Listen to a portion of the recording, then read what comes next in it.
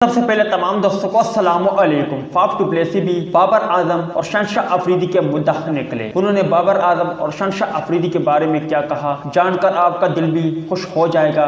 Video की तफसील में जाने से पहले इस वीडियो को लाइक करें और कमेंट सेक्शन में आप 22 अपडेट के मुतालिक अपनी राय का इज़हार जरूर करें। कोयटा ग्लैडिएटर के खिलाड़ी और जनूबी अफ्रीका के कप्तान फाफ डु प्लेसी ने बाबर आजम की हैरानकुन सलाहियत बता दी। उन्होंने कहा कि वो पावर हिटर नहीं समझे जाते, लेकिन फिर भी उनमें ऐसी सलाहियत है कि वो 10 में से 7 मरतबा अपनी टीम के लिए कामयाब साबित हो सकते हैं। फाफ डु प्लेसी का कहना था कि T20 क्रिकेट में सिर्फ छक्कों की बरसात जरूरी नहीं है, बल्कि ऐसे क्रिकेटर ज्यादा कारआमद है जो विकेट पर कयाम करके मुकम्मल टेक्निक के साथ अपने शॉट खेलते हैं। उन्होंने कहा कि बाबर आजम एक बासलाहियत बल्लेबाज है और उनमें वो तमाम सलाहियतें मौजूद है जो आने वाले वक्तों में बाबर आजम को विराट कोहली, केन विलियमसन या फिर स्टीव स्मिथ के हम पल्ला कर सकती है। लेकिन अभी बाबर और उनमें फर्क ये है कि बाबर अभी नौजवान बल्लेबाज है, जबकि दीगर प्लेयर गुज़िश्ता कई सालों से तसलसल के साथ परफॉर्म करते आ रहे हैं। उम्मीद है कि आने वाले चंद सालों में बाबर आजम अपनी कारकर्दगी से इसी मकाम पर पहुंच जाएंगे जहां आज विराट कोहली या दीगर टॉप बल्लेबाज मौजूद हैं। जबकि इसके अलावा उन्होंने शहंशाह अफरीदी की बॉलिंग की भी तारीफ की।